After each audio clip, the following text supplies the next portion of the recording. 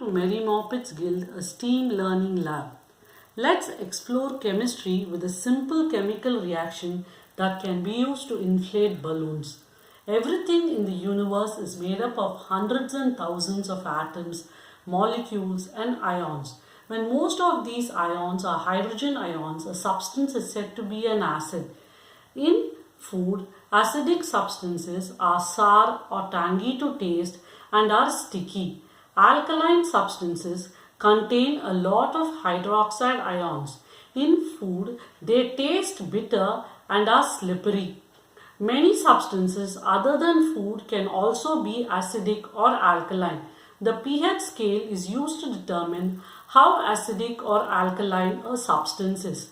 Chemistry is all about the way different materials are put together and how they are made up, including atoms and molecules.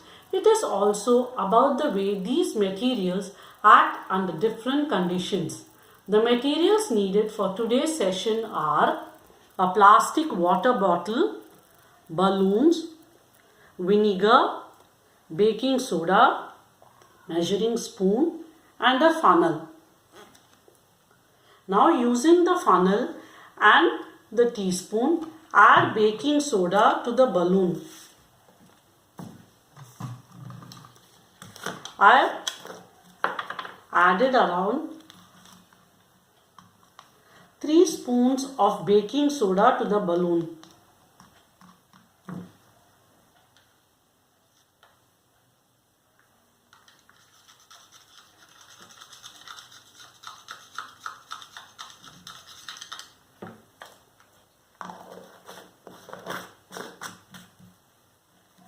Be careful about the amount of baking soda that you add, because the more you add, the bigger the chemical reaction will be.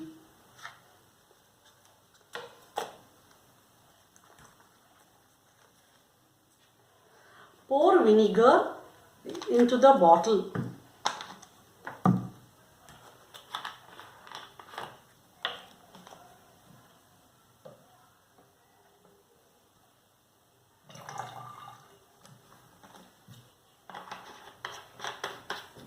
Gently stretch the opening of the balloon over the opening of the bottle.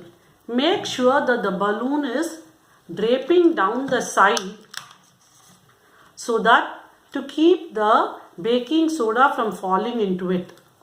Now hold the balloon tightly at the opening of the bottle.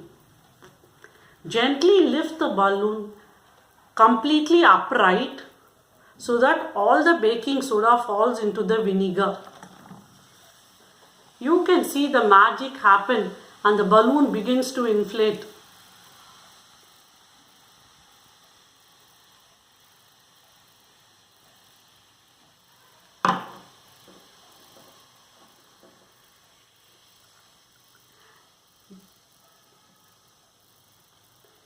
When we mix an acid and a base together, a chemical reaction takes place, forming a salt and water.